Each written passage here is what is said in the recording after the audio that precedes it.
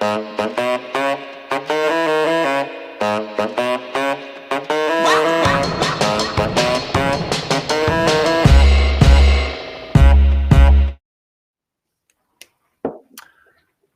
good morning from Cairnlea in the northwestern suburbs of Victoria. My name is Gareth Denyer, and I'm here today to take you through some intriguing association croquet play with Trish Devlin. Good morning, Trish. Good morning, Gareth.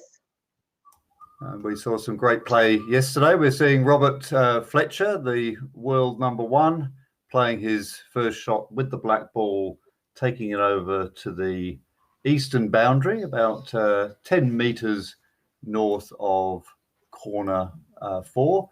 Fairly traditional opening, Tricia. Yes, unusual for Robert. He very often will put in a super shot opening, which is the ball towards the centre of the court, south of the peg. He's playing Kevin Beard in this match. Kevin is a very highly ranked player. He's number 11, and Robert is ranked 1. And Kevin is opting to put his ball in corner 4, which is also a fairly standard sort of a response. It won't be quite in the corner because he's hoping to have a double if Robert happens to go for that ball.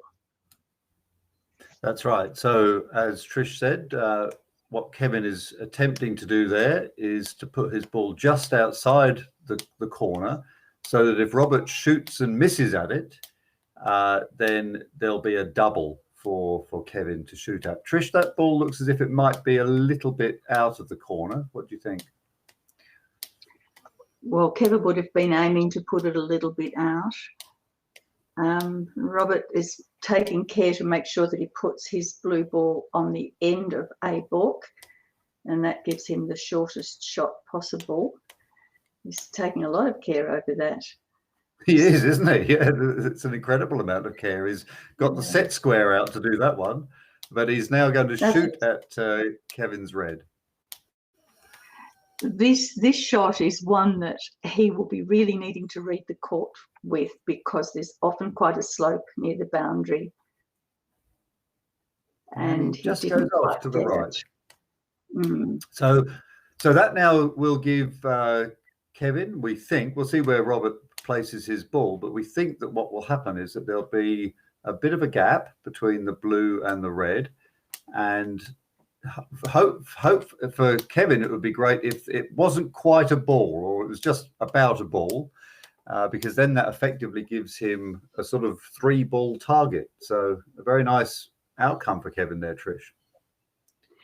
Yes, he has got a much bigger target than a single ball, and he also will play from the very end of a balk, carefully placing that ball 1 yard in, and he's got quite a nice looking target there. And of course that will give him a good start. The aim of these manipulations at the beginning of the game are to make sure that you have the upper hand and can attempt to make the first break. That's right. So this shot here for Kevin, who, as Trish was saying, is number 11 in Australia, and has represented Australia at the highest level in both codes of croquet. Kevin playing the yellow and the red against Robert, the world #1, playing the black and the blue. So Kevin now shaping to play this shot, and that looks as if it's gone a fair way to the left, and it misses to the left. And now, of course, as Trish was saying, this gives Robert the chance to make the first break. All of these opening balls are on the far side of the court from hoop 1, where they're all heading for now. So Robert has a little bit of work to do, but he'll be attempting to get a rush on one of the balls across to hoop 1. He'll probably load hoop 2 and then go up to the black ball and take that to hoop 1. But we shall see. It looks like a little bit of rain. One option here is to play this shot so red goes to 2, and he hits the yellow with, oh, he's not doing that. But one thing you often see people do is play the red quite hard to load hoop 2, and during the shot the the yellow is moved, and that makes it easy to get the rush on the black to hoop 1. But he didn't do that, and he's the world #1. So we will take this line of play as what you should be doing. Yes, I think he'll try to get yellow a little bit further into the court and concentrate on taking the black to hoop 1. He hasn't left himself enough room to load all the way to 2. But he'll have 2 balls in the court, both red and yellow will be in the court, so he'll be able to come back to it. Yeah, so as Trish was saying, the priority here is for Robert to get a rush on the black ball, so that the black ball ends up at hoop 1, because that's where Robert will be taking croquet from, and that's where Robert will be able to start his break. So let's see where the black ball has ended up, just near the hoop. So he'll be quite happy with that, I'm sure. And now, of course, he takes croquet from that. And once he's made the hoop, he'll be looking to come back towards the red and the yellow on the eastern side of the court. So it's starting to drizzle a bit by the looks of things, Trish. Yes, we're starting to get a bit uncomfortable down there, but they're all used to it. Yes, that's right. Cairnlea often serves up some treats when it comes to the weather, doesn't it? Yeah. Robert will be looking to control this hoop to go through not too far so that he can hit black back towards the balls that he's left. Not quite enough, but he's got room. He can cut the ball across a little bit and then load it ahead as he goes to one of the balls that he's left over there, probably the red one. Yeah. So he's still dragging the break together. Yeah, so that, as you say, he didn't quite have the angle to get the black ball all the way over to where the red is, but it's pretty good. He'll certainly be able to move the black in a little bit further into the court and get behind the red here. And of course, what he's aiming to do is 2 things. One, to make hoop 2, which he'll probably do off the yellow ball, and secondly, to load hoop 3, which he'll probably do with the red ball. So the key thing here is to get on the right-hand side of the red ball, and Trish, he should be able to manage this. He should be. This corner of this particular court does fall away, but there has been quite a bit of work done on the court, scarifying and resurfacing. So you can see that the ball just drifts a little. Some of the corners and the boundaries of these courts are a little bit wayward. So you have to take a bit of care near them, because if a croquet shot goes out, that's the end of your turn. He hasn't got as far up the court. No, I was going to say a difficult shot coming up for him, because he has to now try and put this red ball at hoop 3, which is what we call the pioneer, whilst more importantly, getting the blue ball close to the yellow, but in a position where the yellow can be hit across to hoop number 2, which is in the top left-hand corner of the court. So quite a difficult shot. It's perhaps not as comfortable as it might be from a little closer, and particularly with this boundary, but I think he's landed it. There we have it. Very nice. Rush to that's a really good He's decided that rush was the most important thing, and red's not exactly where he wants it, but it's still early days. He's got time to maneuver the balls a little more. Yes, that's right. And as you were saying, the priority here was to get the rush on the yellow ball so that the yellow ball could be hit across to hoop number 2, which is what he's done. It looked quite steamy. We'll see where it's ended up when Robert trundles his blue ball over there, but I suspect that's gone all the way off the western boundary. It leaves him a rather long hoop approach. And often when you're playing these breaks, you say, just one good shot. That's what I need now, just one good shot. So if he can land this neatly in front of the hoop, that's the one good shot that'll keep the whole break going. It is very difficult though, because he has to put the blue in front of the hoop, and he obviously wants the yellow on the other side of the hoop waiting for him. So this is not trivial. He has to play a roll shot where both the balls travel quite a long way. So that looks good though, doesn't it? Oh, it's filling up a little bit short. So a few nervous moments here for Robert. He's got the luxury of being able to hit this hard, and we saw him in the golf croquet 2 weeks ago making these quite well, but and he makes it beautifully. Absolutely fantastic shot. Made it look easy. He did, didn't he? And the wonderful thing about where the yellow is placed is that it's now the perfect rush into the court. So he's got quite a few options here. The black on the southern boundary is slightly off the boundary. The red is near hoop 3. So he's, he'd be feeling quite good about this now, I think. Yes, he's decided to leave back for the moment. Mm-hmm. Although where he's rushed the yellow to, is that going to be easy for him to load yellow to 4 whilst getting onto the red? He can certainly get it into court quite a way, but again, there's no need to rush to load hoop 4. As long as he's got control when he comes out of hoop 3, it won't be a problem. Yeah. It's quite often the break's not together until after hoop 4. And that's the dangerous moment, isn't it? You've done all this work to get the break together and corral all the balls, and you think, finally I've done that, and then that's when you blob. Yes, you need lots of concentration at that point.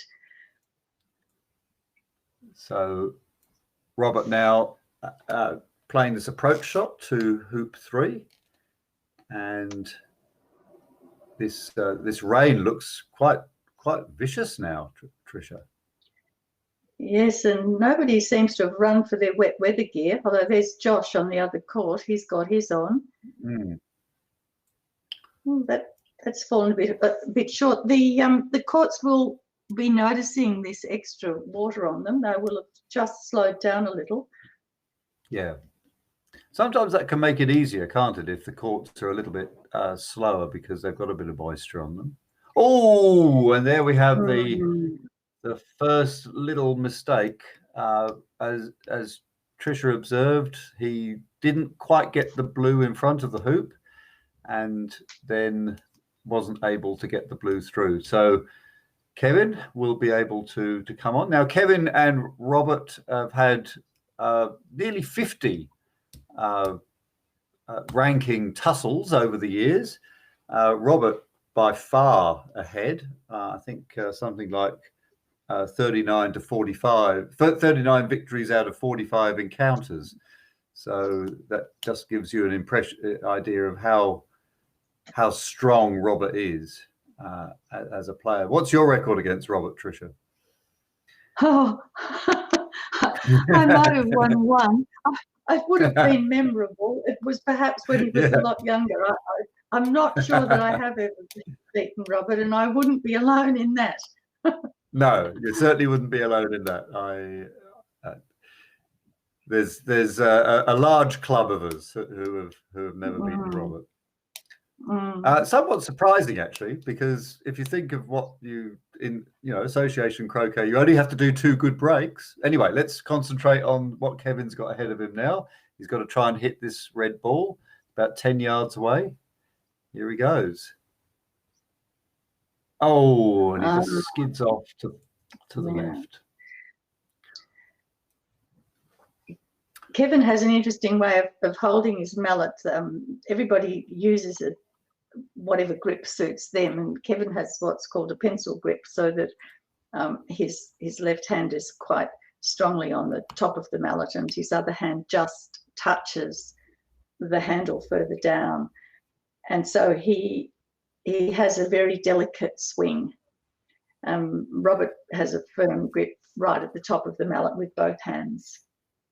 For a normal stroke, not for the croquet strokes. You see Robert's hands are both together at the top. it's almost like Kevin is playing the shots one-handed, with his left hand, bearing all the weight and doing all the guiding, and his right hand is almost just there as a sort of little extra sort of assistant. But as Tricia has observed, most players have got both hands gripping on the mallet quite forcibly. So the main thing, Robert, is keeping your hands together, Gareth, stops one hand dominating the other. yes.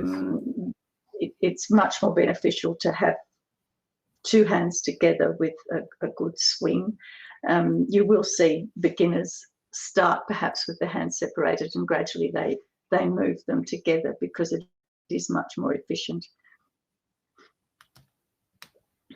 So Robert looking to get a rush on that yellow ball now. Yeah, so he needs to get the blue on the northern side of the yellow, just between the yellow and the boundary. And perhaps come up a little bit short on that. Definitely too short. I'd say that the court has got slower. Yeah, so it's going to be difficult for him to cut this down to. So remember, the black is probably the ball that he would have been looking to make hoop 4 from, but it's going to be difficult now to get this. Oh, he's done a beautiful job though, hasn't he? He's cut that yellow down so that it's much more than halfway down the court on the western boundary, and that gives him every chance of getting close to the black now. Yes, it's still a difficult shot to bring the ball in from the boundary up to hoop 4. So I suspect that he will just use a takeoff for this. That does leave him without a position without a load for hoop 5. But no, maybe he's going to go for it. He's going to put all his eggs in this one basket. So Robert aiming to put the yellow by hoop 5 and the blue by the black, and the yellow's gone to hoop 5 and the blue is by the black, but it doesn't have a position on the black that will give it any sort of rush towards hoop 4. So the best that Robert can hope for here is a bit of a takeoff. So this is going to be a very difficult shot. He's behind the hoop. He's got to move the blue ball up about 7 yards. There are striations in the lawn, and Trish, we've seen how those striations have affected the players. So this is really tricky, isn't it? He needs to get the weight just right. He wants to be on the playing side of the hoop, but not too far away. At least he has a safe fallback position. If it doesn't work, the red and yellow are fairly well separated. But he really wants to just get in front of this hoop. That's why he's put yellow there, because that's in front of the next hoop. He's planning that break. So here it goes. And I don't think that's enough. It's not far enough up. He'll have to retreat. Well, fascinating stuff here. Probably corner 4. No, he's looking at it. He's looking at it. Looks like much too much of an angle. So.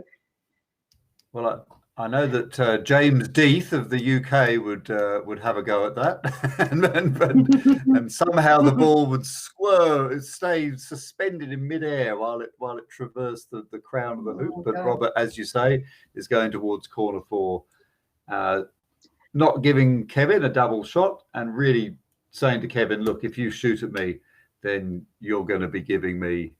I'll be established on my break." I mean, really, there is no option, is there, but for Kevin to Kevin has to shoot at something. So what do you think he'll shoot at, Tricia? Oh,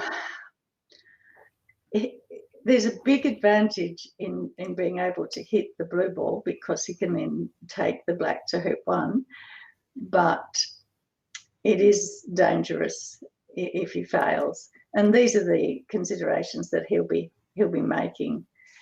What does he gain, but what does he give away if he fails?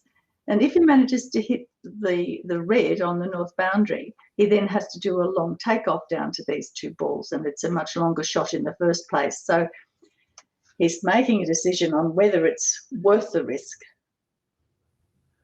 Yes, and he, as you say, he has to not only weigh up what's going to be best for him, but also what will be least advantageous for his opponent.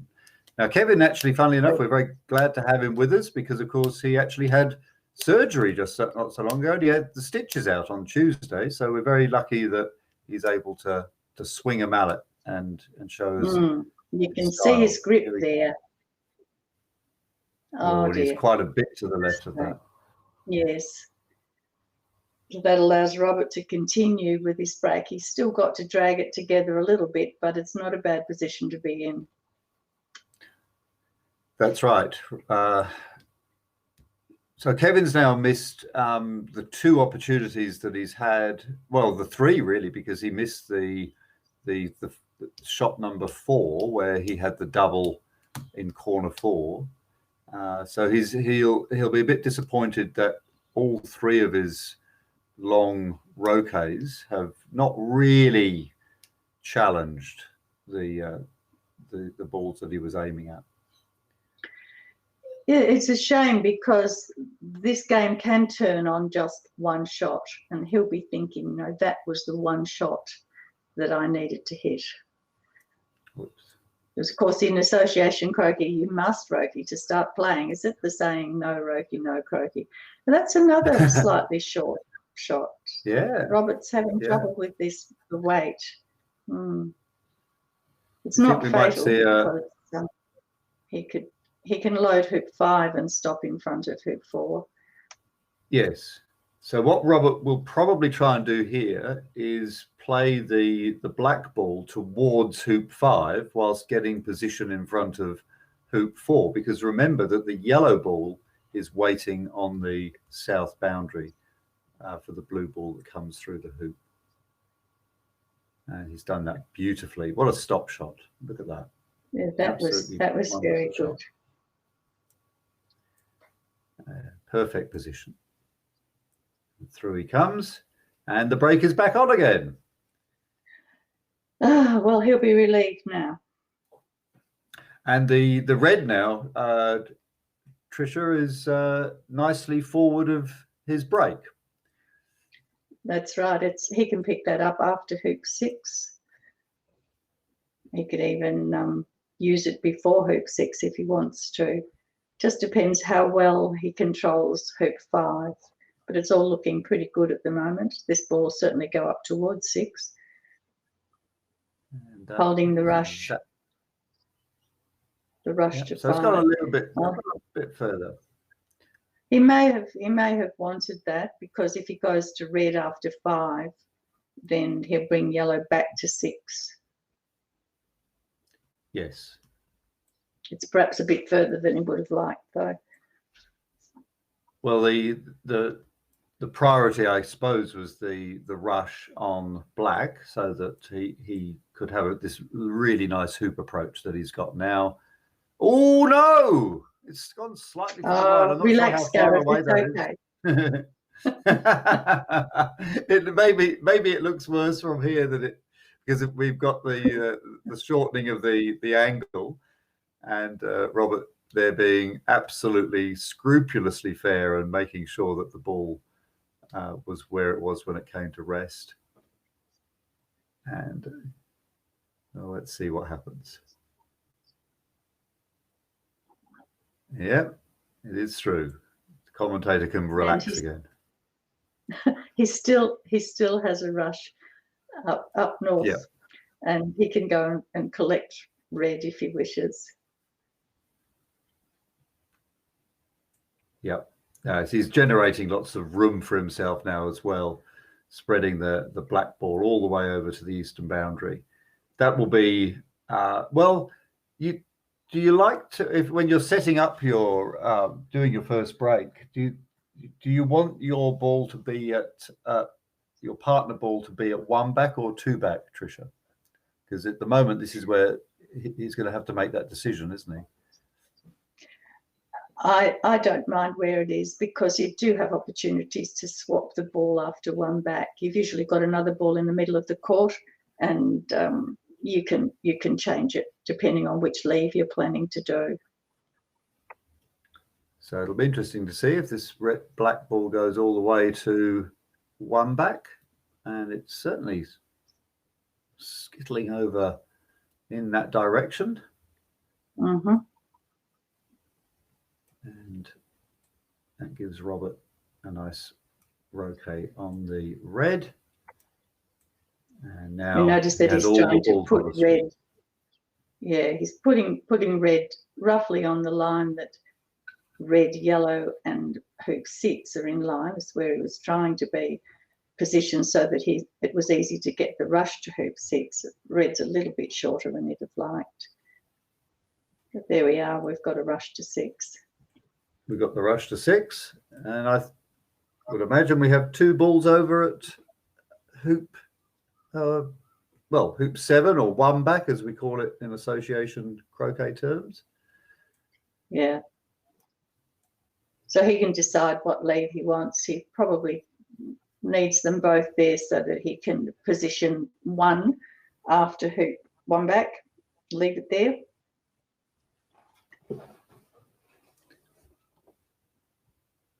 Yep, absolutely plumb in front now. Yeah, he's really gaining intel on the pace of the lawn. The rain has stopped by the looks of things, and he's now in total command of these balls. Mm-hmm.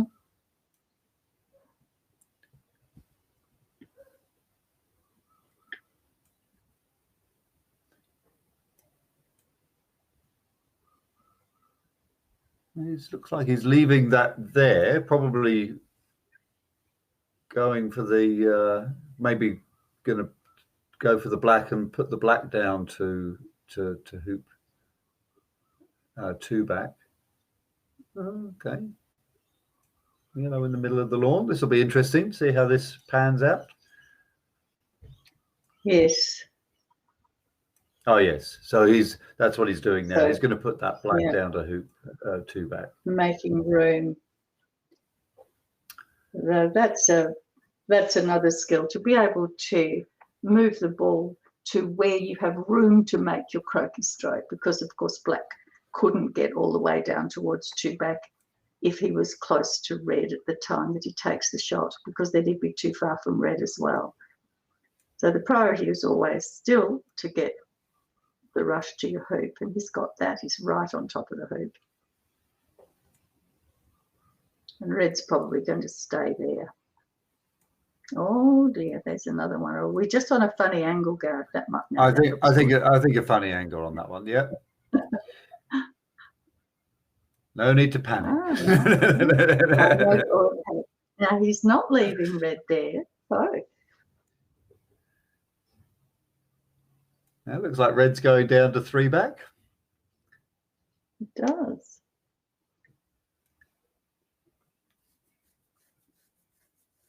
So, oh no, red's going to the center. There you go. He's going to do a diagonal spread. So instead, we'll be seeing yellow going over to 3 back. So what Robert's shaping for at the moment is a leave that will put his opponent's balls on one of them on the western boundary, probably the yellow. Oh, he wouldn't like that one. The yellow is careered into hoop 5, and that will take a little bit of tidying up. So he doesn't have a clean pioneer at 3 back. Still got 2 balls in the court, though. We won't panic.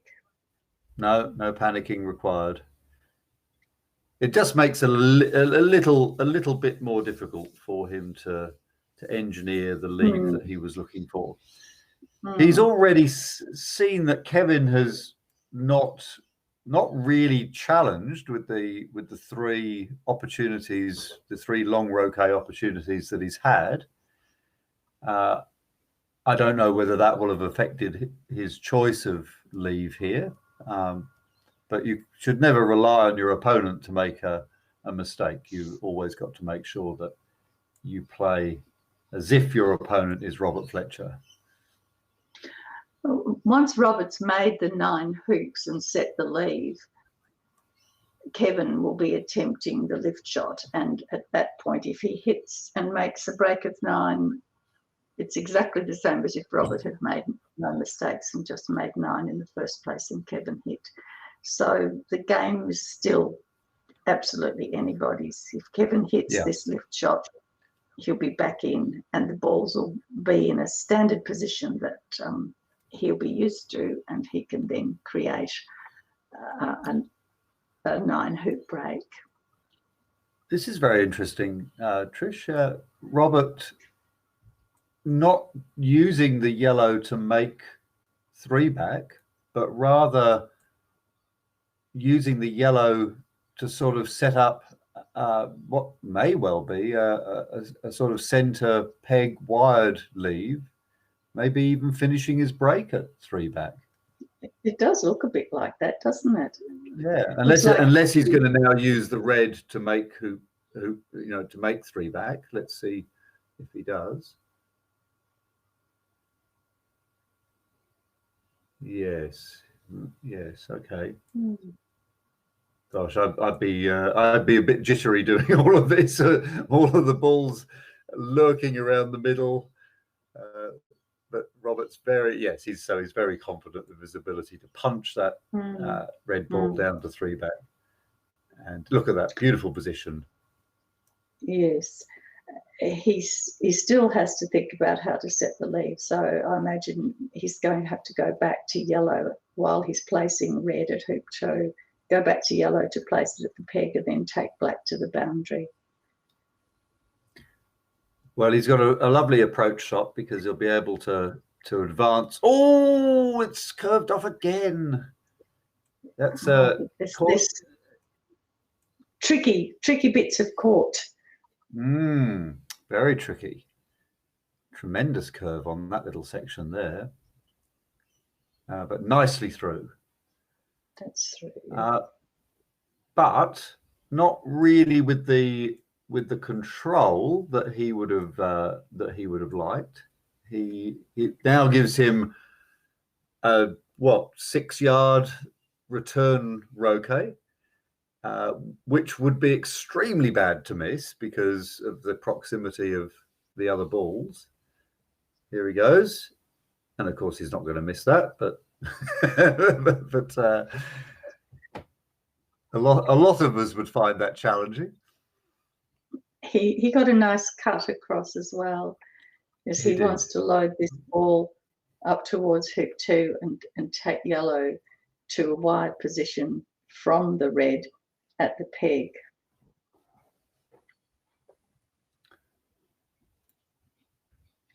So with association croquet, you do have a chance to tidy things up with your croquet stroke, which is what he's doing now. He needs to get to yellow to park it behind the peg.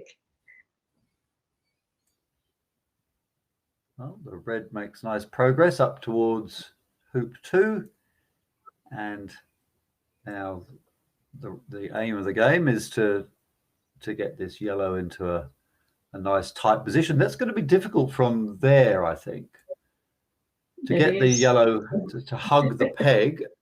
So what he needs to do, because he'll be walking off the lawn in a moment, and what he'd be hoping is to walk off the lawn with his opponent's balls hidden from each other and his own balls close together. But to hide that yellow... Sorry, Trish.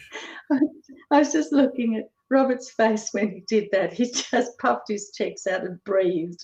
It's like, oh no, not another one. So he's not happy. So he's chosen the wide spot in the court rather than up close to the peg, which is where he would prefer it, because yellow will have a shorter shot on Robert's balls now because he hasn't been able to cram it up near the peg. So he's had to go all the way down towards corner 4 to get the distance. And of course, the closer you are to corner 4, the closer you are to the end of A balk.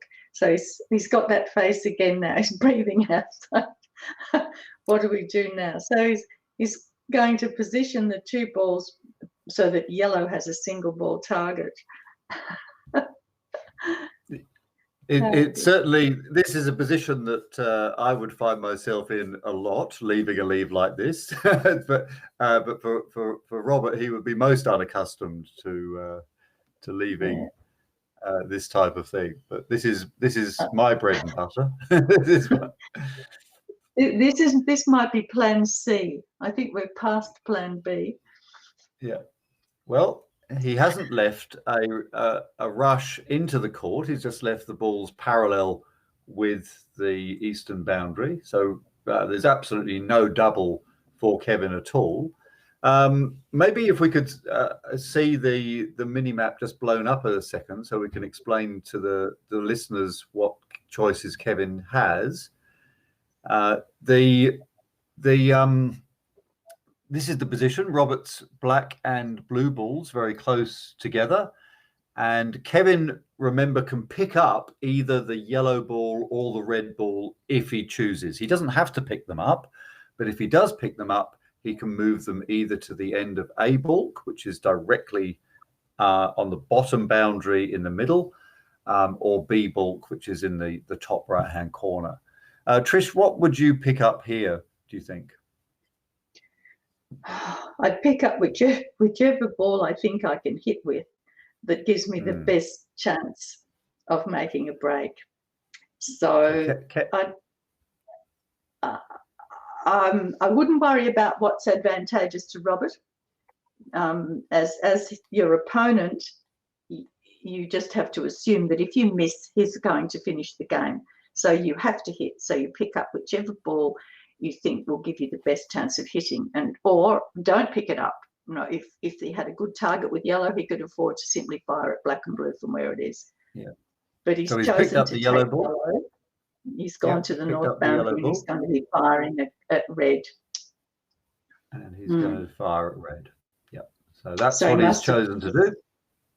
Yep. So now that's the only thing that must be in his head. Yellow hits red. And I guess that shot also is perhaps the shortest shot, possibly. The shot from the end of A ball. The shot from the end of A ball would have been 13. Oh no, this isn't. No, you're right. No, this isn't short. But if he manages to hit a takeoff to those two balls, leaves red as his pioneer for two, and he then has two balls to work with. But he didn't hit it, so unfortunately that does mean that Robert can continue, and he's got two balls at hoop 2. He can take one of them down to hoop 1 to continue with his second break. Well, even better than that for Robert is that he's now got a rush with the black up to although what was his first break? Yes, his first break was with blue. So in fact, he can actually rush blue up to hoop 3, which is what he'd want for him to start his triple peel.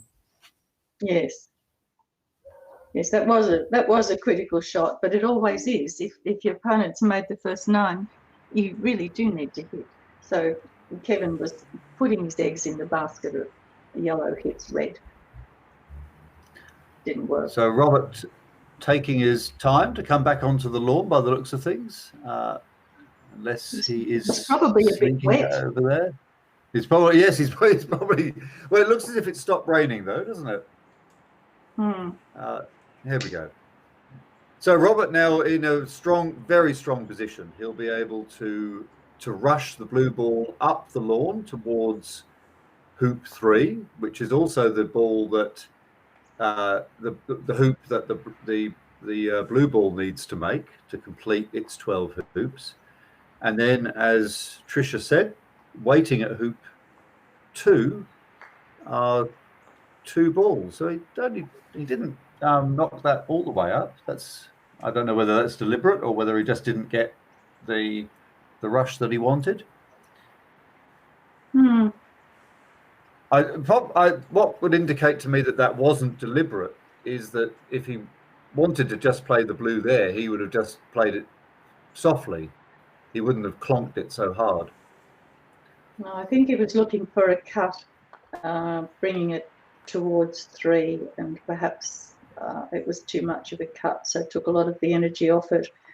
but he's still in quite a strong position. He just has to get over to the ball on the boundary and can get a rush on the other one to hoop 1.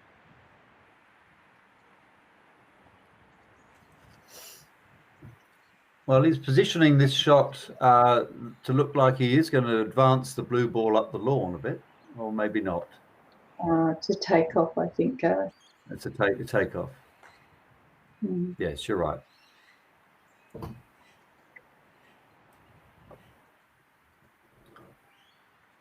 And the black ball over to yellow.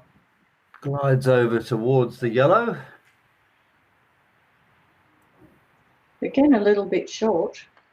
Yeah, a little bit short.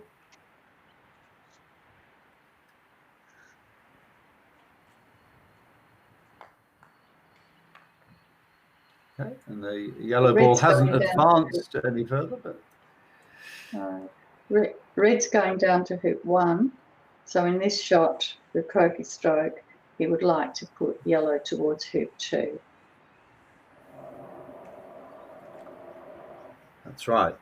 Yellow going over to hoop 2 and the black ball ending up north of red so that the red can be rushed down to hoop 1.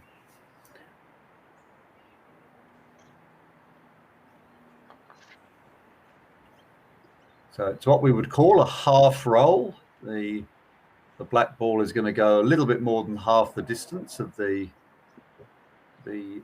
yellow ball, sort of almost a 3/4 roll.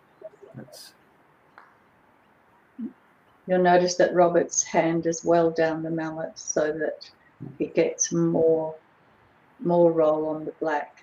Not quite as much as he would have liked. And he's taking another deep breath. The other interesting thing about this position, Trish, is that he's sort of put the yellow against the wire of hoop 2, which means that if things went slightly wrong for him here and he didn't make hoop 1, Kevin would be entitled to a lift shot. That's right. That was a lovely rush. Yeah, it was great, wasn't it? Yes, so as long as Robert manages to move yellow in this turn off the wire, then his break will continue. But he's putting red towards the right-hand side. I think he'll be hoping to have a rush in that direction because he'd like to go and move blue up to hoop 3 before he goes to hoop 2. That's always right, because ideally he'd really like that blue ball up at hoop 3. And that looks nice for him. And the red ball a long way advanced on this approach shot. So you definitely have a forward rush at least.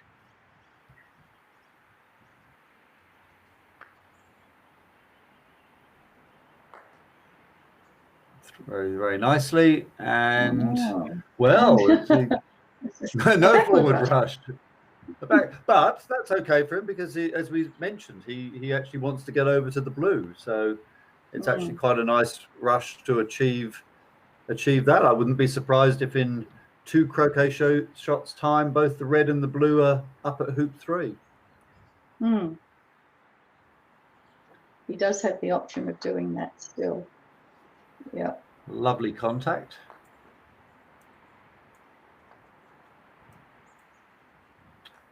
So with red down there, he's got a good opportunity to load it towards hoop 3 and then to take blue up the court. And he may take blue across towards yellow before he puts it back to hoop 3. Yes, that's right.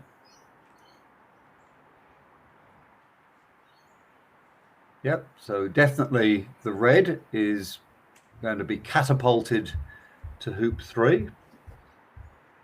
And the blue and the black ball will end up near the blue. Now, depending on which side of the blue it ends up on, it will determine what type of shot Robert plays next. That's a good shot.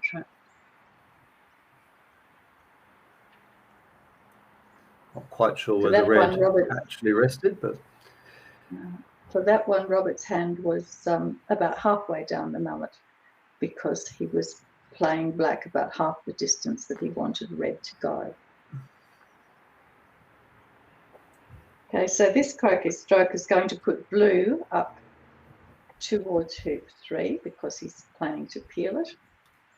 And he's going to yellow. But there, Robert's breathing out again. It's like he's not too happy. Well, if he does the shot that you suggest, it'll be what we call a pass roll, where the black ball, the striker ball, is going to go further than the croquet ball.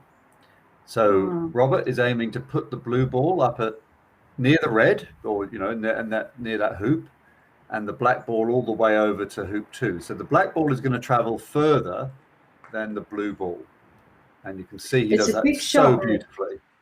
It has to be accurate because yellow is on the leg. If he goes a little far, he wouldn't be able to hit it. So that's a really good shot. It was beautiful, wasn't it? Absolutely fantastic.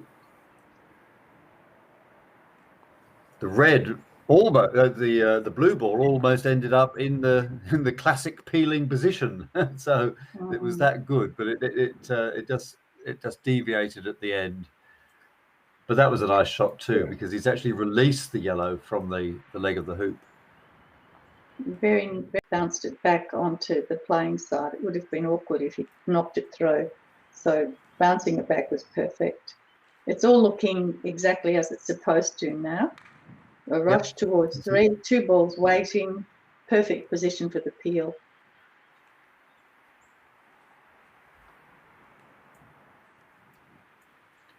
Yes, we're into textbook territory now, with Robert loading hoop 4 with the yellow ball and going to the 2 balls at hoop 3 and getting them into perfect position for the peeling maneuver.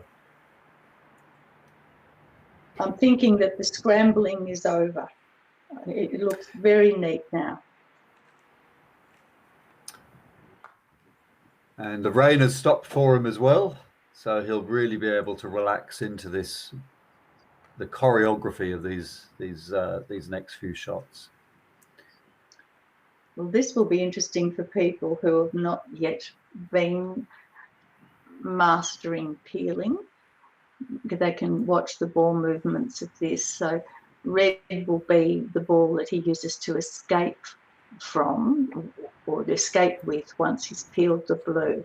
So he'll carefully position the red and get a line on blue to make the hoop. Now, yesterday, Tricia, we saw Robert attempt to peel this hoop 5 times, because each time he went to do it, he had to do it from a bit of an angle, and he had to take into account what we started to explain to the listeners as being pull. And the funny thing was that the pull seemed to be different every time that he did it. So it was it really was a great opportunity for people to learn about the mysteries of the way that the 2 ball contacts sort of transmit force to each other. But I don't think he'll be worrying about this on this occasion, because he'll be probably straight in front. And very close. Yes. Once the balls are close, it's not, the pull's not so, doesn't have such a big effect. And one of the things that can cause the pull to vary is the amount of knurling on the balls too. As the balls age, they become smoother. So that's right. The viewers may have noticed that when we do the close-up shots, that the croquet balls are not smooth. They've got grooves in them. Those are concentric circles, and there are patches of the ball which are very high, where the grooves are very concentrated, and there are patches where they're not so concentrated. And what you might have seen there is that Robert took some efforts to position the black ball onto the blue, so that he was choosing a particular area of the black ball that had the groove pattern that he favors. So to get the to get or not get the pull that he requires. And that's gone beautifully through. And you can see an example of what Tricia was talking about there, the red ball, which is the escape ball, but also a ball now which will be just rushed down the lawn towards hoop 4. Yesterday also we talked about a 3-ball break with the peelie being the pivot, and this is what Robert's in now. He's playing with 3 balls, and that blue ball is the pivot ball. It just isn't where it usually is when you're doing a 4-ball break. That's right. That's a really great way to look at a triple peel, is to just think of it as a 3-ball break, but with a strange extra little pivot that's that can take the stress out of doing it. So after this hoop, we'll expect the yellow ball to go neatly back up to collect the peelie. So if things are all running to plan, he'll end up with a rush back up the court. Of course, there's ways around it if the plan doesn't work. Well, it looks as if he's got his rush up the court. It looks perfect, doesn't it? So the black ball will hit the yellow ball, and the yellow ball will go all the way up towards the blue, probably onto the right-hand side of the blue, the eastern side of the blue. Oh, yes. Spot on. Beautiful rush. And it's beyond the blue, which will enable Robert to load hoop 6 and also to bring blue back in towards hoop 6, because that's the ball that's the hoop where he's going to peel it next through Cairnlea. So as previously we had 2 balls waiting at hoop 3 for the hoop 3 ball and the peeling ball, this time we'll have 2 balls at hoop 6 for the hoop 6 ball and the peeling ball. Yeah, absolute textbook stuff now. The rush isn't perfect. He's got to cut it a little bit, but as Tricia said, that blue ball will be heading over towards hoop. Oh, no, it's not. He's going to play it up there from the bottom. Yeah. In a minute. It's going there in a minute. Yeah, he's not going to make the same mistake that I would have made, which is to have tried to put the blue ball at hoop 6 with the rush and then take off. He's going to take the much more sensible approach of rushing the blue ball down towards hoop 5. And then this croquet shot now is much easier. So it's a good example, Trish. Getting good ball placement with a croquet shot is much better than trying to place it with a rush. Yes, I think so, although I'd have been severely tempted to put the blue there at the time, because my stop shot's not as good as that. From that position, I probably couldn't have got blue up as far as that. And you always have to play to your own abilities, I think. I think the other thing there is that Robert is playing with a type of mallet that has an excellent stop shot. I think so. Whereas some of the modern mallets that we use, the ratio, the stop shot ratio, and what we mean by that is the distance that the striker ball goes relative to the croquet ball. That ratio is somewhat less than what Robert would be getting with this wooden mallet that he's using. So his ability to stop the balls is that much greater, and of course his technique is fantastic too.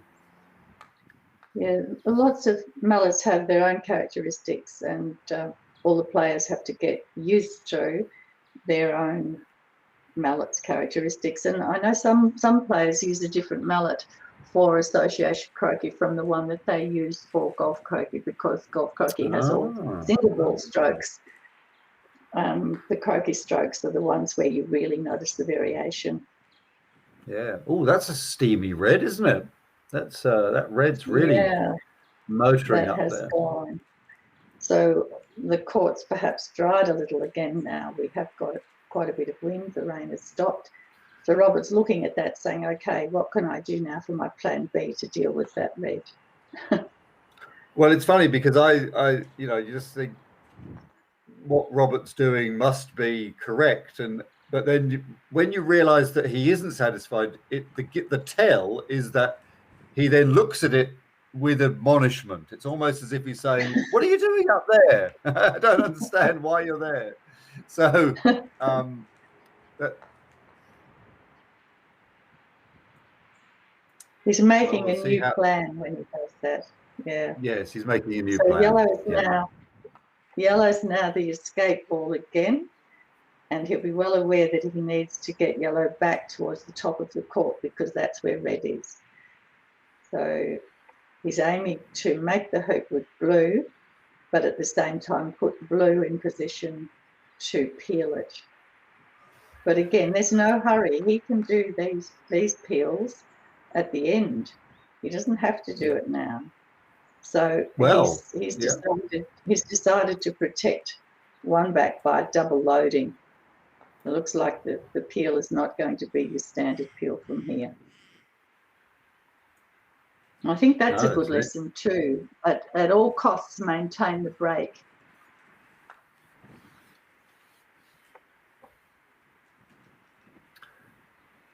And just to remind our viewers that when the blue is peeled, it's going to be peeled in the opposite direction to what we're looking at, because but not yet. But not yet. No. No. It's going to go. No. Robert is maintaining the break. So that decision, when he was staring at the red ball, that was the decision he was making. No. Do you think he's going to send the? Yeah. Do you think he's going to send the red down as the pioneer to two back, and then use yellow to make one back? I'd say so, or he may send it across to be the pioneer for two back, but near hoop 6 after he's done the peel. It could be a long pioneer, as we saw yesterday.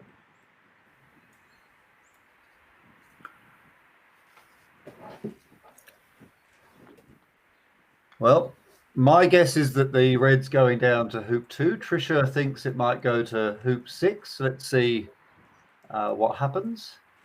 I think you're probably right. It looks like it's going to 2 because Robert's very happy doing a straight double peel at the end. Yeah. So there's no need to put the pressure on by having a very long approach, or a long rush to hoop 2 back from near 6. No. If he loads 2 back from here, he doesn't have to do that long rush. He can easily do the peel at penult when he's making penult, or many times before that. There's plenty more occasions. Yeah, yeah. He'll be very cognizant of the fact that there's plenty of time to peel that blue ball through penultimate. And the hygiene of this break is maintained. Oh, that's a good word, Gareth. Hygiene. Hygiene, break hygiene.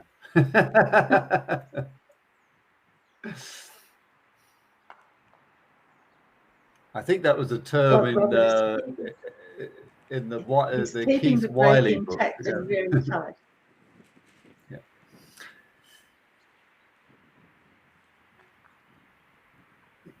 Well, you can see we've got a bit of Cairnlea wind to entertain us. At least the rain is let up. It interferes with the gentle shots. It does, and it particularly affects the people that cast. Robert is not a caster. He's very, very strong on stalking and playing a sort of a practice sort of trajectory sort of movement, and then he just swings into his shot. He doesn't cast the mallet like some players. Well, this is interesting because do you think we might be seeing a death roll? Well, there is an opportunity to peel here, but again, he doesn't need to, but perhaps if he gets perfect position, he would do it. So what might happen here is that the yellow ball will go to 3 back as the pioneer for that. The black will go near the blue, and then the debate will be whether or not he tries to peel the blue as he plays the croquet shot down to the red ball. The red ball's so nicely positioned, there isn't much of a risk with that, is there?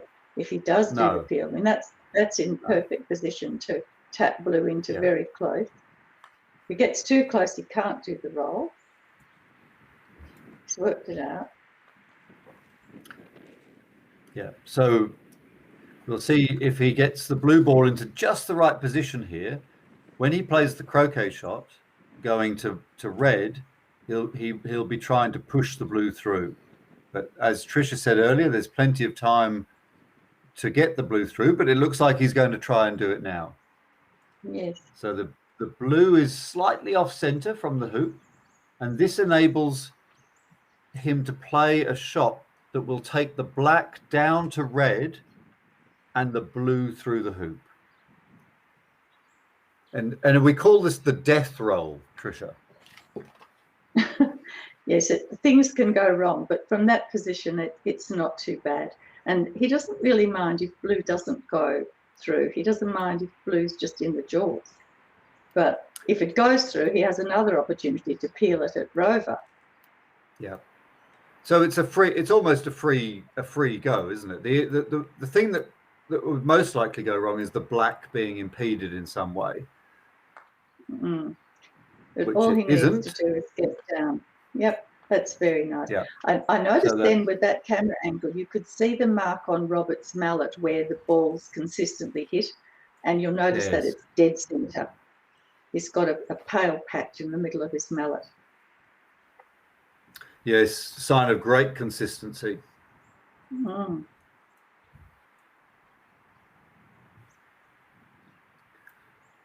Well, he's achieved 2 of the peels on the blue ball, so only the peel through that red topped hoop that you can see on the right hand side of the screen is required now for him to complete the triple peel. And he's got plenty of hoops to do it, to engineer the position. He's only on hoop number 8, what we call 2 back. It's a 3-ball break again here. His pioneer is, his pivot is the peelee, and if he manages to bring the peelee a little closer to Rover, he can have another go at peeling it on the way to 3 back. Doesn't have to, plenty of time. Plenty of time. It's not directly in front of the hoop, but we saw Robert a couple of weeks ago make these for fun, and he does so yet again. And it ends up in a beautiful spot. Look at that. It ends up with a rush on the red to wherever he would like to go, basically. Incredible. Well, red is definitely good. It's 4 back. And he has a choice of what he does with blue.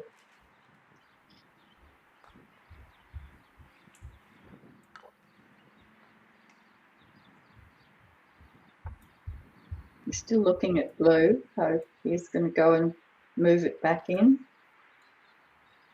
Yellow's the pioneer for 3 back. It's on the wrong side. So he may choose to just bring it down now, but I think he was looking at blue.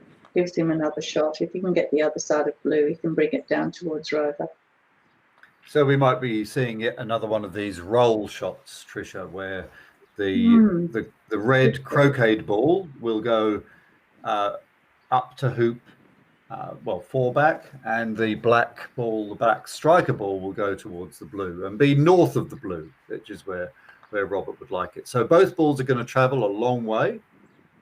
See where his hand is on the mallet, well down, which means that the black will travel quite a long way. And look at that shot. What a shot. The perfect position north of the blue and able to rush the blue down towards Rover and possibly even peel it going to the yellow. But as Trish said, no hurry. No hurry. He has everything where he wants. And So going to as have we a get the look camera, now. he's going to have a look. Yeah, where does he want the blue to be able to peel the blue and go to yellow at the same time? That's right. It looks like he's decided on the spot. It's going to be a Yep. cut. You see, do that step to the side to work out exactly where on blue black has to hit it to bring it down to his position he's decided he'll peel from. And now That he looks needs exactly to. that's where he was looking, wasn't it? He was looking I there. think So what he's aiming to do here is put the blue ball through the hoop at the same time as taking the black ball over towards the yellow.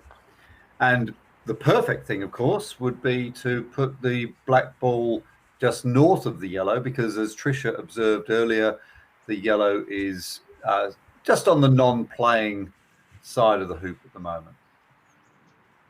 Quite a bit more pull on a shot like this too, Gareth, when you're playing with a wide angle. So Robert yes, we'll get some. That.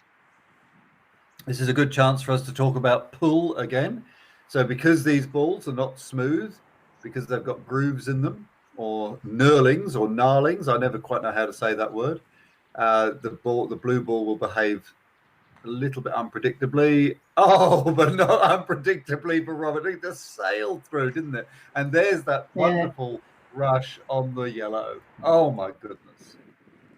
That's how you do it. That's experience, isn't it? He's done it so many times that he knows how much to allow.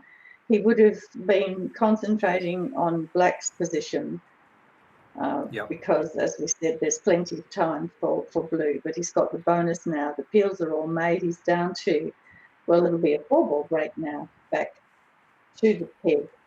So he'll be manoeuvring back a little bit closer to the peg. He doesn't want to make his final hoop with black off blue. He'd prefer to have one of the opponent balls there. Yes, that's right. Incredible to think that all 3 peels on that blue ball have been completed already, with still 4 hoops of this break remaining. So he's got plenty of time to do what Tricia suggested, which is to get his blue ball into the perfect position for pegging out at the end. A nice little hoop approach here with a bit of a slope on this hoop. A little bit slow coming up the hill there. This is the hoop that has caused a fair bit of trouble in the golf croquet event. A lot of bending and curving around here in that event, but no such problem for Robert. And he's got the perfect position on the yellow to put the yellow where he wants it, and then get into the perfect spot for the blue. He has an opportunity now to use yellow as the pioneer for Rover and swap the blue if he wants to. Yeah.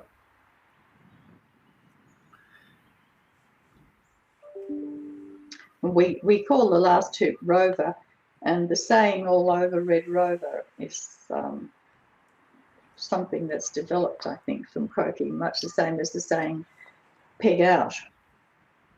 Well, it's really interesting you should say that, because we were talking about that yesterday. We were wondering where the phrase "all over Red Rover" might have originated from, and we figured it must have been from croquet, because there's no other context in the English language, is there, of something that's a red rover? So I don't know whether any entomologists are watching our broadcast and could actually tell us that, but I think it seems likely. And you think peg out as well, Trish? I think so. Yeah.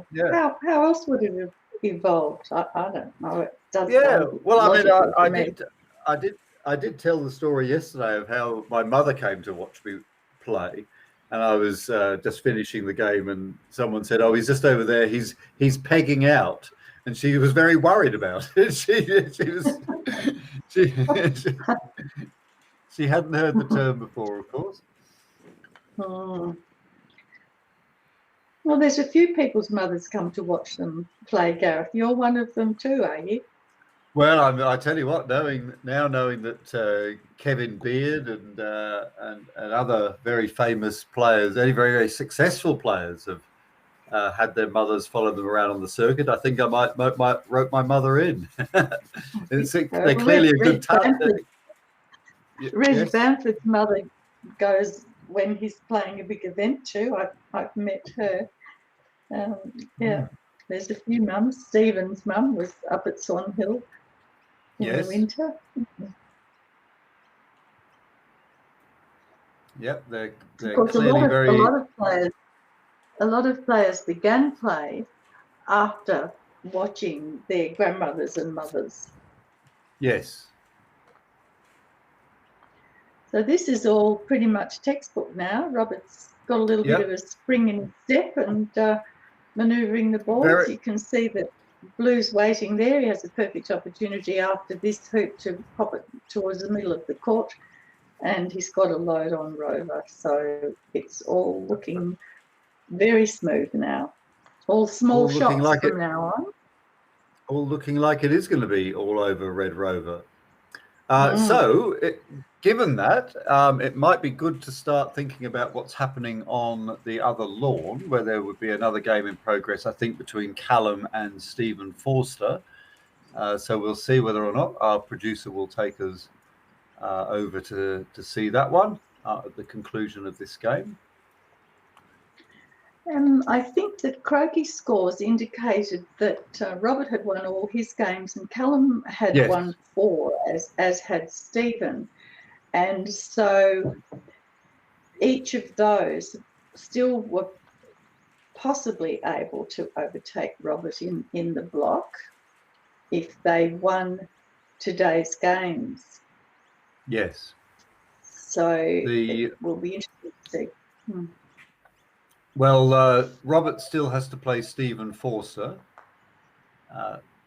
but if he will almost certainly win this game, and that will put him on 6 victories. So it'll be difficult to see how he can be deposed from that, unless Callum ends up beating Stephen, in which case Callum will be on 5 victories, and a victory for Stephen could allow Callum to sneak in. But at the moment, with that blue ball where Tricia suggested it should be at the peg, we are really looking at the inevitable now.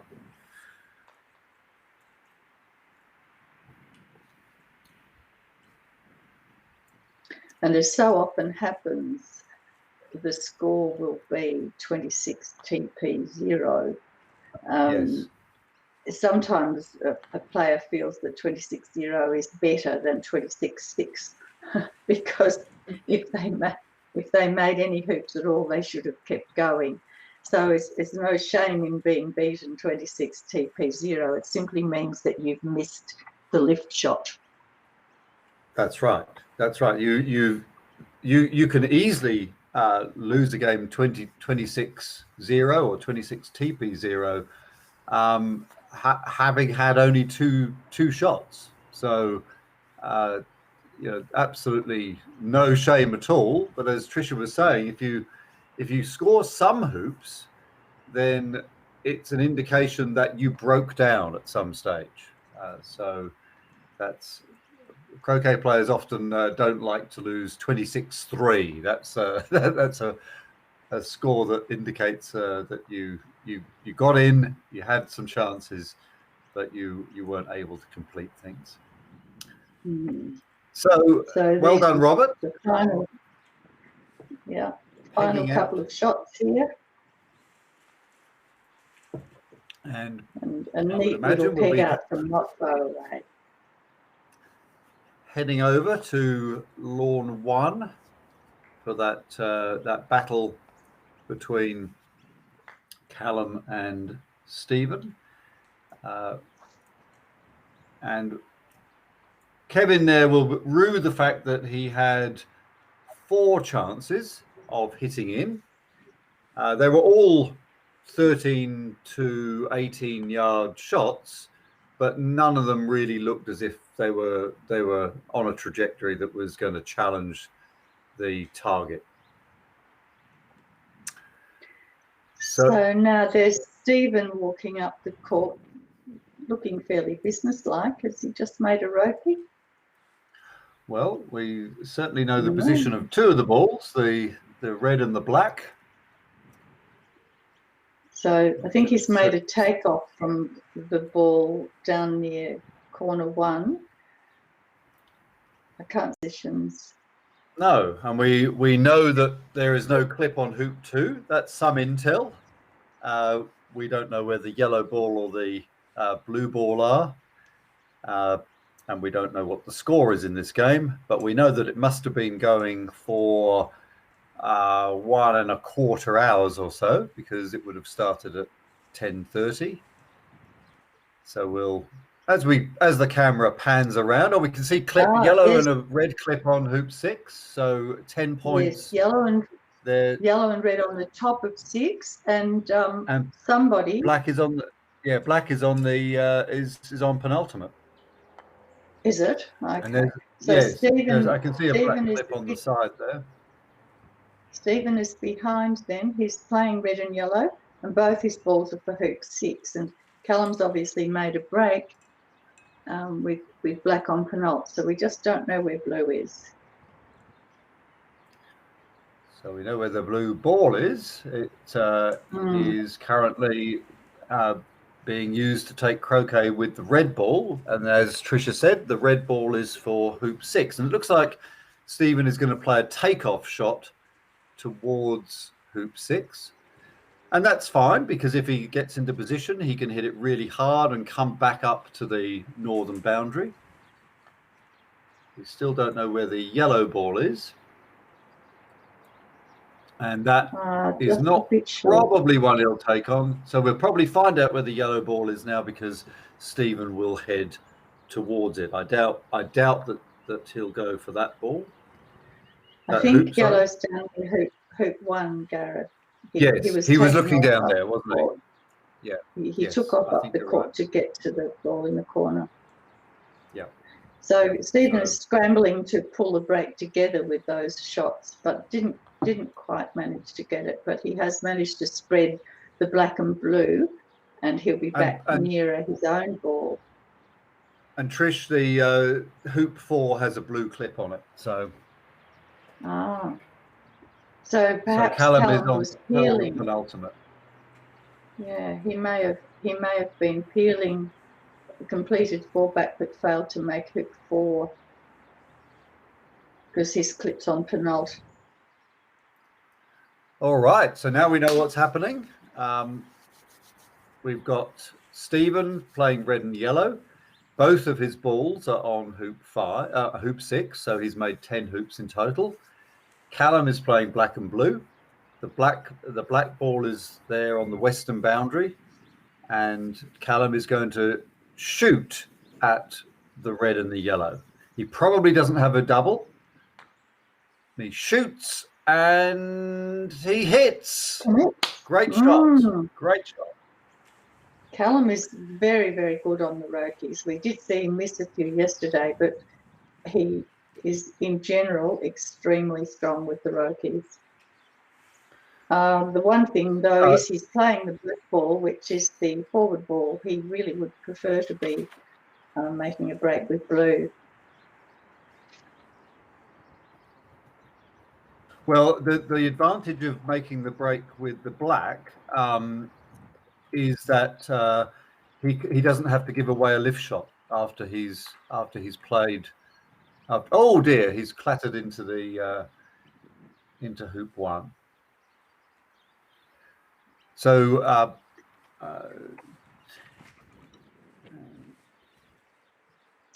he's deciding whether to continue with what he was planning, which, as you say, looked like making those hoops with black, or whether he'll set a leave for blue. So now it looks like a leave, doesn't it? Oh, that was close.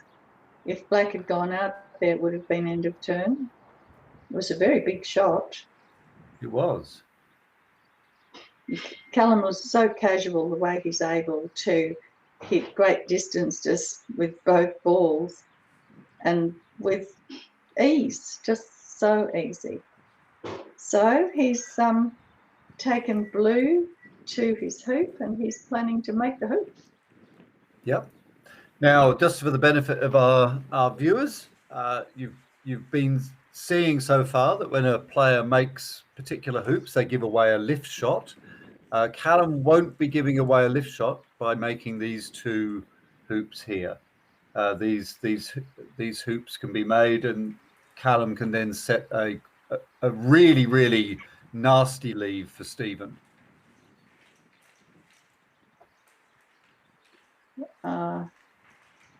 He's got good position now to set for blue later. He can leave blue there, that's blue's hoop. He can take red across to Rover. And then, of course, he's just one break from a finish. So it'll be a very threatening leave for Stephen.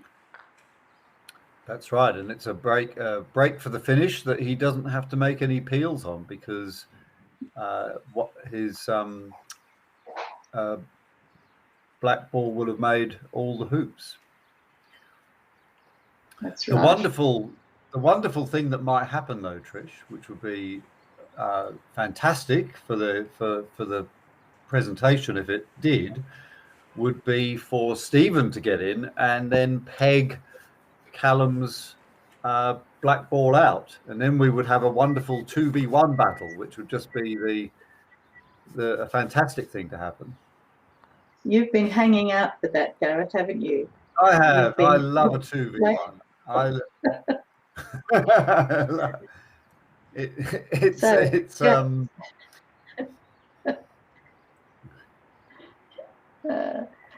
Callum has swapped the balls and he's going to take the yellow ball in, but he's looking very carefully at the position of blue, as though perhaps he's considering whether he'll wire them. Yes, when he goes back to blue, he's looking. Callum loves to wire as well. He's a great wirer, is Callum. Well, that's made life tricky. Oh, it was so casual. I don't think he's worried. He just put it up there, and now he's just going to roll into the hoop. Yeah. Callum plays with what I'd call gay abandon. Yes, he does. Well, this is not trivial. It's a yard and a half out at an angle. And it wasn't trivial. There you go. No. There you go. He meant business, but he did. He's looking. Nearly took the hoop out of the ground. that quadway hoop nearly flew in the air. Well, that's a let off for Stephen. That's if he can manage a rokie here. Well, it looks as if he's just going for the red. Yes, perfect example of stalking the ball here.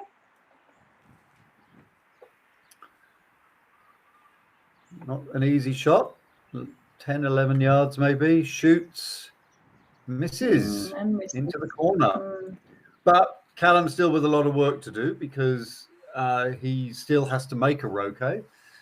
And as you can see from the mini-map view, his black and blue ball are quite a long way away from each other, and the black ball is quite a long way away from the red and the yellow. So certainly no formality. And then a tricky choice as well. So he'll be standing there. He's standing there waiting for Stephen to measure in while he decides what it is that he's going to do. And he doesn't like the idea of the black sitting in the middle of the court. So he's going to play black, by the look of it. And he's just having a look at what his target's like. And Callum fashion. He's going for there we go. Absolutely. Just leans over and hits and misses. So this is going to be very interesting and a great time to say goodbye to you, Trish, because we've got our next commentator, Alan Honey, ready to come in. And Oh, good. it would be great Hello, Alan. to be able Hi, to Trish. pick up Sorry, the Gareth, action. Yeah, that's all right. So All right, thank you very much for this morning and also for yesterday as well. It's great to have you in the commentary booth, and all your insight is really, really appreciated. So I hope you'll thank be you, able to Gareth. catch up on the rest of the action as it happens for the rest of the day. I might have to watch the replay. I have a Croquet meeting now, but thank you for the Yes, that's opportunity right. to be doing the commentary. It's Yeah. great fun. Okay, Yeah, bye. fantastic. Good luck. All right. So, good morning, Alan. Good morning, Gareth. How are you? Yep, good. And you join us at a great moment in this game. We've had a Callum on attempting to finish all 12 hoops for his black ball, but he just failed to make Rover, and that's let Stephen in. Stephen is on both his balls are on hoop 6 at the moment. So one intriguing possibility I'm looking forward to is the thought that Stephen might peg out Callum's black ball, which would leave us with a 2v1 situation. But I better not get ahead of myself. How would you approach? I think that's something I'd very seriously consider. Giving Callum contact is dangerous, as he's quite capable of finishing. He's very good with a 2-ball shot, so he can certainly finish from contact. But tactically, I think Stephen certainly has the ability to play a 2v1 very well. So, yeah, I think that would definitely be in Stephen's mind. Yeah. Well, unfortunately, he had a bit of bad luck there, Alan, because his yellow ball clattered into the blue, so he's just playing a speculative shot up. Do you think he'll have a go at this? I think he might. You can always. Callum will hit you. He's straight in front of the hoop. How confident has he been looking? Well, we've only just picked up on this game. We haven't been with it for long because we were watching the tussle between Kevin and Robert. But it looks as if Stephen is not going to take that hoop on, and he's just going back to his red ball. And let's see where he positions that. Yeah. Yes, the risk reward ratio there was not particularly favourable. Even if he got through the hoop, it wasn't as if it was going to be easy. So yeah. So Callum's turn. Now, as you say, he's willing to shoot at everything, and he's going to shoot. He's going to shoot here. Yeah. What percentage do you give him here? This. Oh, probably about 50. Oh, gee. I give him 0% chance. Timing was on your side, sir. It was. It certainly was. Yeah, I was careful to ask the question before he played the shot and provide the answer afterwards. Well, that's okay. That's a smart way to go. Now we should see Stephen take one of his balls to the peg and peg off Callum. You'd hope so, anyway. If he's feeling very conservative, he might just make 9 instead of leave and just do it that way. Yep. But I think playing Callum, you should take your chance when you have it. So one thing that we probably should explain to our viewers is Alan talked about a thing called contact. And our viewers have already seen now a few times what happens when a player goes through 1 back or 4 back and they give away a lift shot. But what Alan was referring to is when they go through 1 back and 4 back on the same turn. And if they do that, then they give away something slightly more severe than contact. They give away than a lift. They give away a thing called contact. And contact is where the opposition player can pick up a ball and place it in contact with any other ball on the lawn. So it's a much bigger thing to give away than just a lift shot. So that's what Alan was referring to earlier. He's in a tricky position here, Alan, because he's in the hoop. Yes, but it is his hoop. So arguably he could make both the red and the yellow on the same hoop if he was feeling particularly skillful, and that would certainly feed into the narrative of pegging the other ball out. He would be advancing the ball as well. But he's not choosing to do that. He's choosing to take an option which gives him a rush down the court, maybe after he's played this shot. Oh, and he's got a beautiful rush down the court should he wish to take it. And I think the black is down there. I think I've got the position of the black correct on the little tactical view. We'll soon find out. Certainly, Stephen's desire to rush the ball that way would suggest you're correct. Stephen is, I'm sure you've talked about what a great player he is, but he's been a great player for so long. Like he really has been at the top level of Australian croquet for the better part of 20, 30 years, which is really quite astounding. It is, and he has a tremendous record in the game. He's represented Australia at the very highest level. I think several Robertson Shields, and of course, most recently, the victorious Robertson Shield team who won in America a few years ago. What's your record against these two players, Alan? Let's see. I actually have quite a successful record against Callum, as far as playing people better than me. I think I've done more triples against Callum than any other player. So I think I've got about 6 wins off Callum. Stephen, I've only managed to beat once in a best of 3. So I beat him in 2 games of that best of 3. So I think I've only got taken 2 matches off Stephen of about 10 attempts. So sort of up still there, pretty good. It's any victory against these guys is gratefully received. So Stephen now putting a nice break together. What sort of leave do you think he'll be looking at here, based on the fact that Callum has balls on Rover and 4? Is there a particular leave that you'd have in mind here? Okay, so if he's planning to stop at 9, then he might look at a 2-4 leave, which would put the Rover ball at probably hoop 4. So that would force Callum to play the Rover ball. Alternatively, he might, if he's doing a contact leave, it won't really matter what he does with one of the balls because it'll be taken off the lawn. Yes. That makes sense? Yes. Yes. Yes, so, it does. Yeah, so we'll soon find out where he starts positioning the balls to whether he wants to go and peg out Callum. If he doesn't, the best leave for determining what ball you want someone to play or to force someone to play is a 2-4 leave. Means if the opponent picks up the other ball, you give away too much if you miss. So the 2-4 leave is great for forcing the person to play the right shot for you.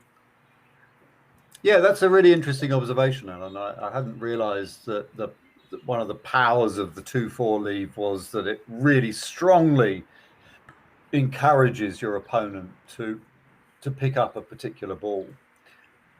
So we'll get an indication of what Stephen's intent is, I guess, after this hoop, won't we? Because he'll either put the red up as a pioneer to fall back, or he won't. That's right. The blue ball, which is Callum's blue ball, is at hoop 4's position, and that's quite nice to have that at his hoop, because he'll be hitting away from, like, if he picks up the blue ball, it's definitely not going to be the one, he's not going to have a pioneer for his ball. So he might be looking at doing an early leave, or rather hoop 9 leave. Well, this is the shot that will tell us, or not. This will tell us. Well, I think he's going to send this up. I think he's going to send it up because he's certainly positioning it that way, and the very fact that he just tapped it is sort of indicative that he's about to play a croquet shot that sends it up. Yes, he is. We might see a peg out. We'll definitely see it This now. is Yes, we'll definitely see a peg out now. wonderful. And wonderful. what I love about Stephen is his technique is so good. He didn't look like he used a lot of power in that. But it was all, transferring of weight correctly and timing. And he's very good with his technique like that, and very good to teach others. He spent a fair bit of time teaching me to get my rolls correct. And in croquet, the top players will all share their knowledge extremely freely, and really encourage everyone to get better at it. You know what I mean? Absolutely. He's very, very good coach. So an interesting thing happened there too, Alan. The black ball was positioned by Rover, which of course is the hoop that Stephen needs to peel Callum through in order to execute this entire maneuver. So he's got the black ball exactly where he wants it. He might get lucky coming through this hoop and be able to rush it over afterwards. The blue. Oh, and peel it going up. Yes. Ooh, it just clattered in, and he's lifting his mallet here. And why is he doing that, Alan? He'll be asking for the referee to watch his shot. In croquet, we are self-refereed, but we bring along a referee in a questionable situation. And this means Stephen can concentrate on his croquet shot, and the referee can really watch it carefully and put his opponent at ease to know that the shot will be legal. There's a possibility he could the hoop is stymied his shot, or it may stymie his shot, and that could cause incorrect contact, or all sorts of things can go wrong here. But I suspect he will just hit it in the middle nice and safely, and it won't be a problem. We'll see. Yeah. These things are often a bit of an anticlimax, and you're just really calling the referee, as Alan really correctly pointed out, to simply make your opponent feel that justice is going to be done. You're not, because you're obviously, you're seeing things from a different perspective. So I'm sure Stephen will just come up here and tap this onto the blue, and they will. Oh well, actually, he aimed to get a slightly more robust shot. So I suppose that's why he called the referee, because he was going to be hitting it a bit harder. Yes. Well, it looks like he's now going to peel Rover at Rover. At Rover, yeah. Yeah, at Rover. He didn't get the rush across the lawn. If he was ever working for it, he may not have been working for it. Yeah. But that's, again, something that he would have done many, many times, like in the hundreds or thousands of times. Yes, that's right. Because, of course, it's a typical maneuver in a triple peel, that Rover peel. So he's a veteran of many hundreds of triple peel. Sorry, I just went ooh because I thought that yellow just took a little wiggle at the end there. And is that through? Is that through? Yes, I believe it's through. Yes, Stephen's body language suggests it's through. Ooh, that was... So the yellow wiggle, who's been in the news recently, of course, the yellow wiggle. Nice segue. That was... Yes, well, it was, wasn't it? But the yellow definitely did wiggle there. And it made that hoop running shot more difficult. So there's two problems now. The first is the ball through the hoop? And I think, as Alan said, there's probably no doubt there the way that the referee and Stephen are behaving. But the other thing is now we've got another instance where Stephen could play a faulty shot, and therefore the balls are being marked. Now, actually, Alan, why are the balls being marked? So that if Stephen plays a faulty shot, but actually does hit the ball, moves the ball, that the ball can be returned to its original position if his opponent so wishes. So if Stephen were to fault now, his opponent would have the option of, I'll let the shot happen. Oh, nice shot. Of returning the balls back to their original position or where they lie. And so, that's basically to put the ball back in its correct position. That's right. Yep. And you won't see any histrionics on the croquet lawn. The players treat the referee's decision with absolute respect and authority. So it really is a pleasure to play under those circumstances. Yes, it's far more respect than what's shown the AFL referees or the rugby referees. Yeah, that's right. Or the soccer referees, right. yeah. Yeah, absolutely. You will get the odd challenge of authority, but it's certainly not something you do very often. Yes. I love the way it's so close. Well, we were watching Stephen in the golf croquet from Cairnlea 2 weeks ago, and he was faced with the awful prospect of having to make hoops from sort of more than 6 inches. So he's back on home territory now, being able to make hoops from directly in front in a position that he's engineered. Brilliant. So, Alan, what does he have to do here? The key thing is got to get that black through the hoop, and a beautiful view there of the black clip on Rover. Yes, he's got to get the black ball through the hoop, but he's also got to make sure that he can then peg it out afterwards and do a reasonable leave. So there'll be a perfect world position he's aiming for with all the balls, although that could be altered where Callum's for hoop 4. So normally you'd put a ball in corner 2 and a ball in corner 4, and then have the other ball off the lawn. But you probably wouldn't want to do that, as Callum's ball, that's where his hoop is. So Stephen will have to think about a slightly different leave than his standard when it comes to pegging out the black. Yeah, good point. Because, yeah, it's not a normal position. So we usually see what he does there. Now, is he okay with this? It looks a slight angle. Oh dear, a slight angle for this peel. I don't like this. Oh, no, he'll be disappointed with this.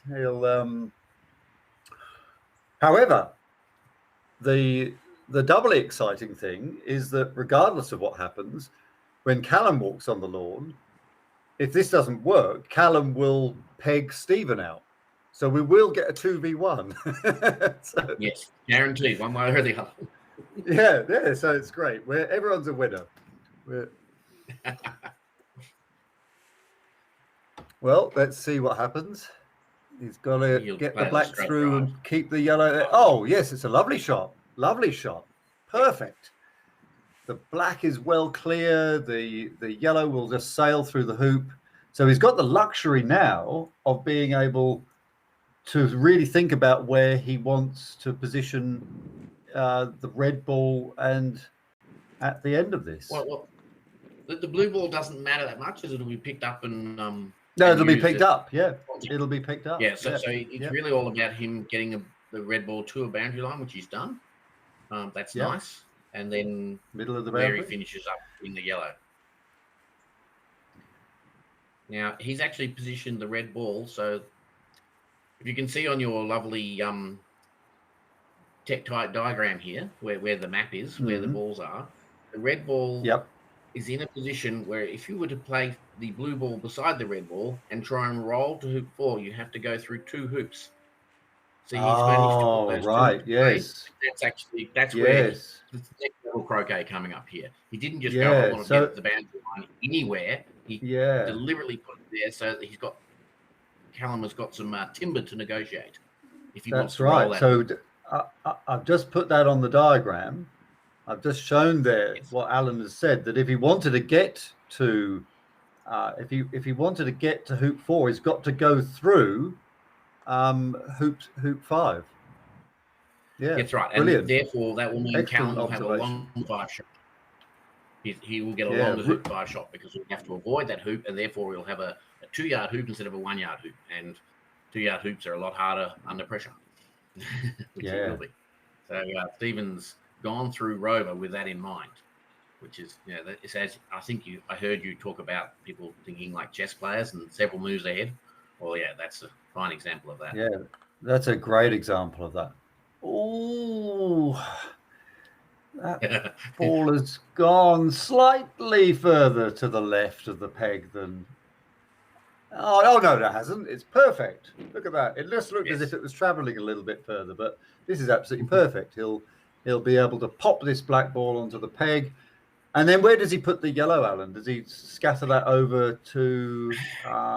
that is a really tough one. I don't know where I would put the yellow. Someone like Pete would have a very good opinion, and Robert would know exactly where to put the yellow, but I would be a bit confused because the normal spot is for it. It's down in corner 4, but that's too close to... That's too close to where Callum wants it, yeah. So just to remind everybody that the hoop that Callum wants to make with his blue ball is the one in the bottom right-hand corner. And that's a very clear indication of where Stephen wants to go. So let's take the black ball off the court, and let's move the yellow ball over to where it is. And yeah, you think corner 3, because then that would be a really tough roll for Callum to roll the ball into. Yeah. So if Stephen puts this yellow ball out in corner 3, then the best Callum has no rush. That's correct. Yes, he has no rush. So contact is he'll get the contact. No benefit. Well, brilliant. So we've got just what we wanted, a 2v1 battle. We have red and yellow against blue. The black ball has been pegged off by the opponent. So although it scored 13 lovely points, it's not going to play any further role in this game, and it seriously limits the options that Callum has. He only has one ball to play with. So he's got the opportunity to pick up his blue ball. He doesn't have to, of course. He can play it from where it lays, or he can just take it and play it as a lift shot. But he has the opportunity to pick it up, and he looks like... What do you think? Is he going to roll from here, or is he going to roll to the hoop? Is he going to roll to red? I think he will try and get both balls onto the court and set up something what's called a squeeze. Well, that's pretty hard from where his angle is. Although, yeah, I think he'll try and get both balls onto the court, and that will mean he'll get a sort of an extra go at it. But then again, it's Callum, and you never quite know. Here he does. He's just rolling the hoop straight away. Great shot by the looks of it. Let's see how far that blue has gone down. Let's see what progress it's made. Well, it's a shot. It's a shot he's got to take, though, hasn't he? He's sort of got to go. He doesn't lose anything too much by rushing it. He can shoot at red if he wants to, but red is the ball that Stephen can score at. So you wouldn't want to do that. That would be crazy. No. So it's now he's going to lurk. He's going to lurk. He's going to go into near corner 1. Now, a good thing to point out to our listeners here is that this is a game of cat and mouse now. Callum is very much the mouse in this situation, but he's also, in a sense, a very predatory mouse, because he's looking for an opportunity to pounce. Oh, now Stephen just deciding to retreat again to... Yeah, so Stephen's main tactic is to be patient, because he has the advantage of the 2 balls, whereas Callum has to seize an opportunity when it comes to it. That's right. So the cat and mouse is quite interesting. A good thing that Alan said a minute ago was that one of Stephen's balls... Oh, Callum's hit nicely. One of Stephen's balls is very different to the other, because one of them has made all the hoops it's going to make. And essentially, Callum can treat that one as a sort of dead ball. It's a ball that he can hit and he can go for without running any risk, because Stephen can't make any more hoops off that one. Yes, and that would be the yellow ball. It should actually be listed as 12 on our score sheet. Yes, it should be 12, yeah. Yes. Well, so Callum's reward for this, you see, is going to be another roll at the hoop, isn't it?